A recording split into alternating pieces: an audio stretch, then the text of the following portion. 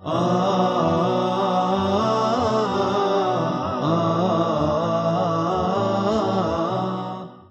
ar-Rahman ar-Rahim. Assalamu alaikum, my third secondary students. Welcome to the second semester of Dروس online. Today we have listening, vocabulary, and grammar from your book, The Traveler 6. As usual, we'll start with our three objectives of what we will learn today. For number one, we're going to apply the listening skill. For number two, we're going to practice using some new vocabulary. And for number three, we're going to use the passive voice correctly, especially with, reported speech. As for number one, and I hope you get your headphones ready, we're going to practice some listening skills. You're going to hear a set of different conversation, and you will have to answer multiple choice question. Each one is A, B, or C. One answer is correct. And for number two, we're going to learn some new words. And for number three, the passive voice, we're going to remember the passive voice and exactly how we use it with the reported sentences. So here is some advice and tips for the beginning of the listening. One, before you start listening, read the options carefully to get a general idea of what you're going to hear. Two, listen carefully to the dialogue and focus on the question. All three choices may be referred to the radio program. However, only one of them correctly answers the question. Now, the conversation is a radio program, and it's like an interview on a radio, and you're going to hear a radio program called People Who Have Made a Difference, in which you will hear someone talking about their career as a teacher. You will hear the program in several parts. After each part, you will hear 2 to 4 questions. For each question, choose the correct answer. Now, let's get ready to the first conversation.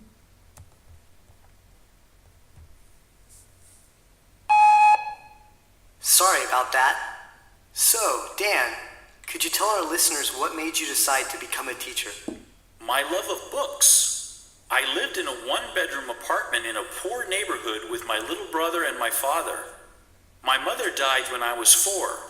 We were always short of cash. There were times when we didn't have electricity because we couldn't pay the bills on time. But we had books, and I soon found out that they could take me anywhere.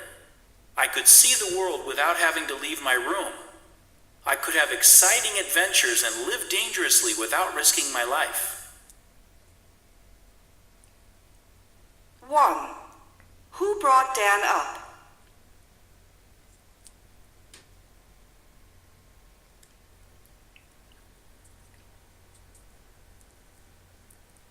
Two.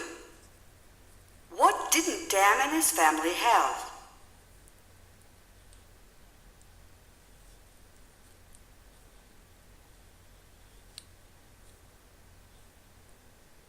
Three.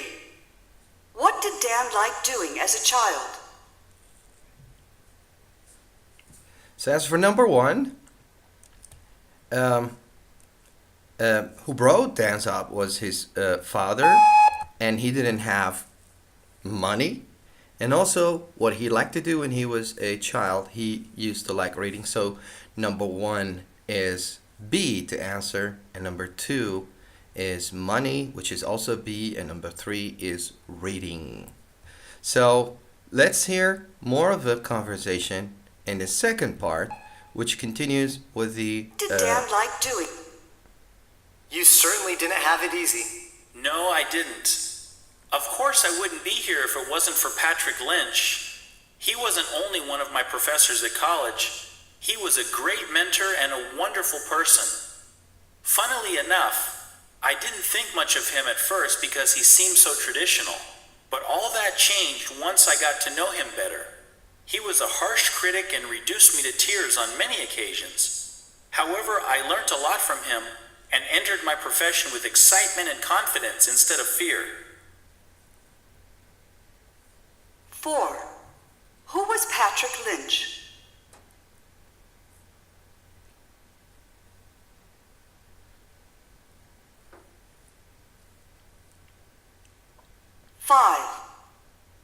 Dan's first impression of Patrick?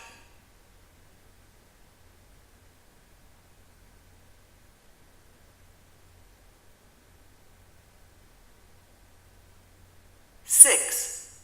How did Dan feel when he started teaching?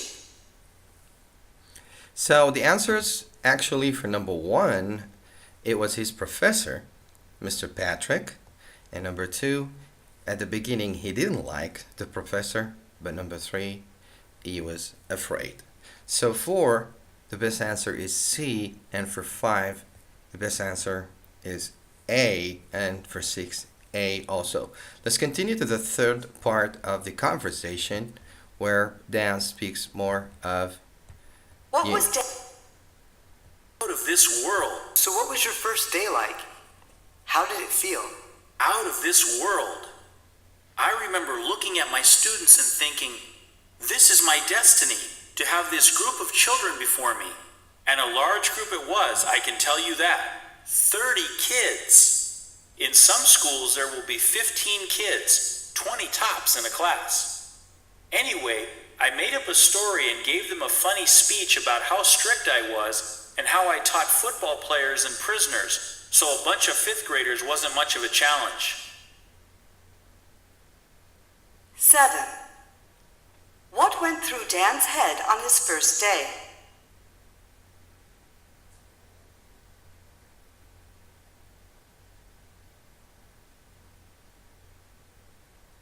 Eight. How many students did Dan have?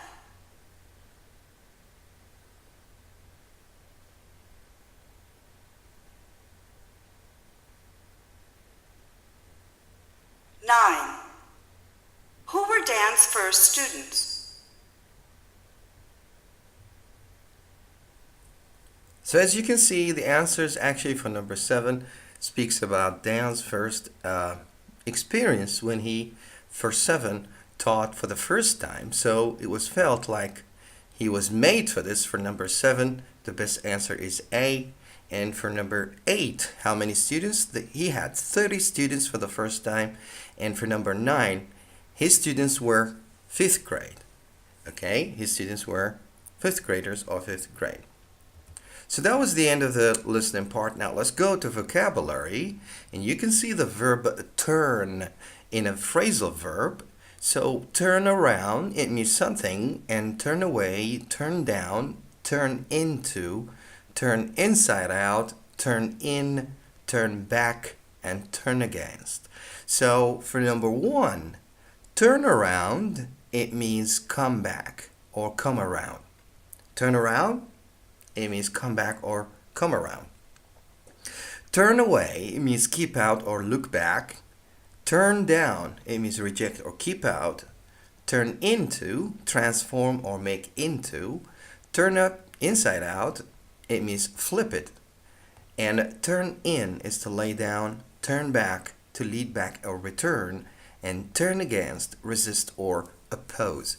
See that we have the same verb, but the verb goes with different prepositions. So we call it phrasal verb.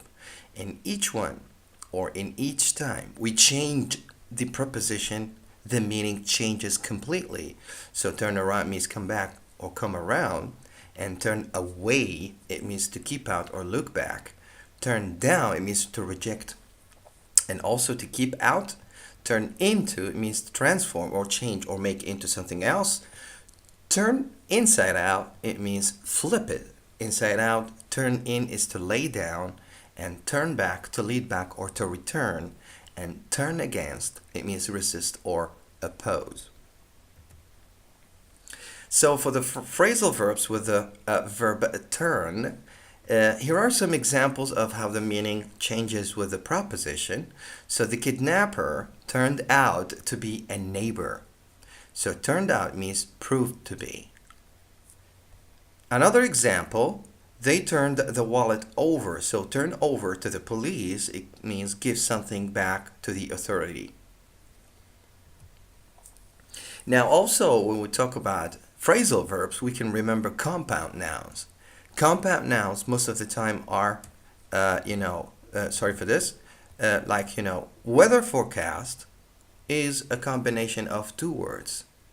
So according to weather forecast, it will rain tomorrow. 2. We just bought a new water bed.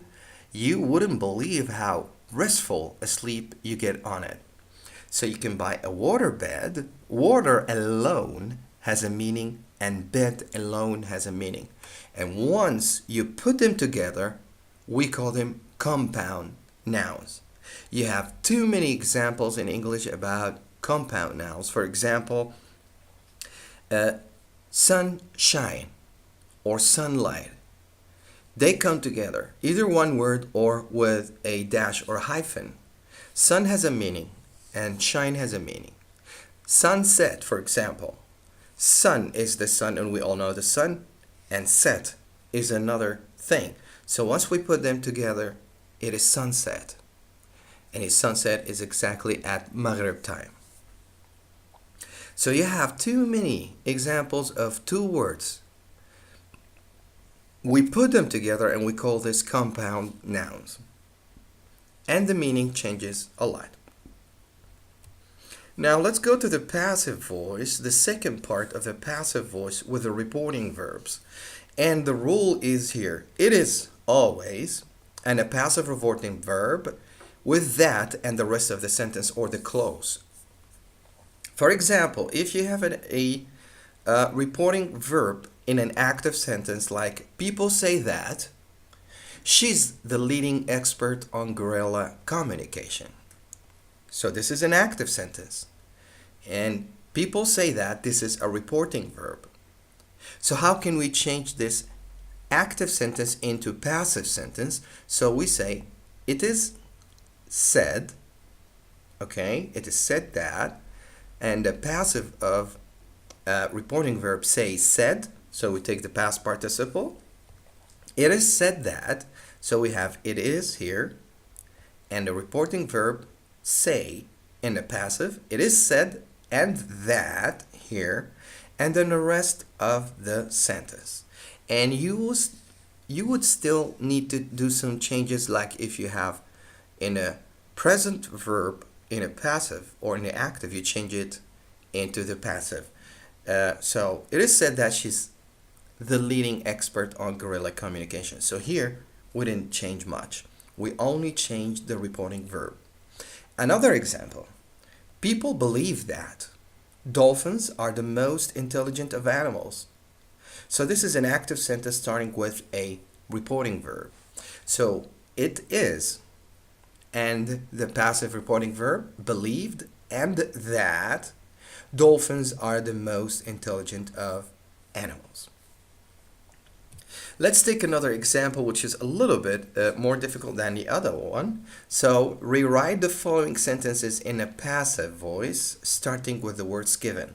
So you have words given. Here you have it is, okay? They say that. So according to the rule we say it is said that, okay? And you continue the sentence. The French Revolution or the French founded this town in the 17th century. And number two, the detective is questioning the suspect at the moment. The suspect, and here it didn't start with believe or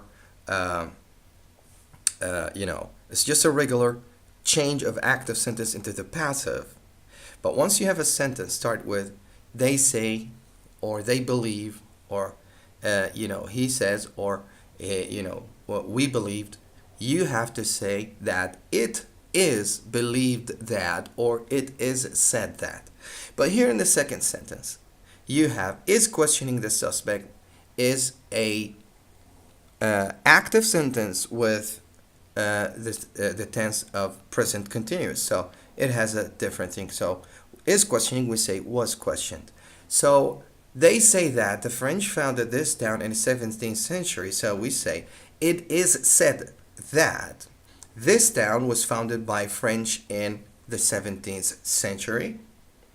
And for number two, the suspects are being questioned at the moment by the detective. So the sentence here, the detective is questioning. This is present continuous. And we change the present continuous into the are being question. And be careful of the changes. Here, the subject in active sentence is singular. The detective is questioning the suspects. But here the object becomes the subject here, and it's plural now, so we don't say the suspects is being. No.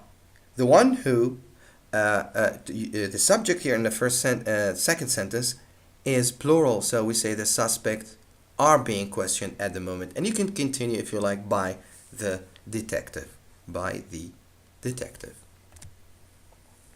So what we have learned today was we started with some nice listening, and we had a set of 3 conversations, and we talked about phrasal verb with turn against, turn in, turn out, turn around. And also we just finished talking about the passive voice with the reporting verb, and you start a sentence if the active sentence starts with they say or they believe, we say. For the passive voice, if we change sentences like this, it is said that, or it was believed, or it is believed that, and you continue the rest of the sentence. These are the references, and for more resources you can check this online.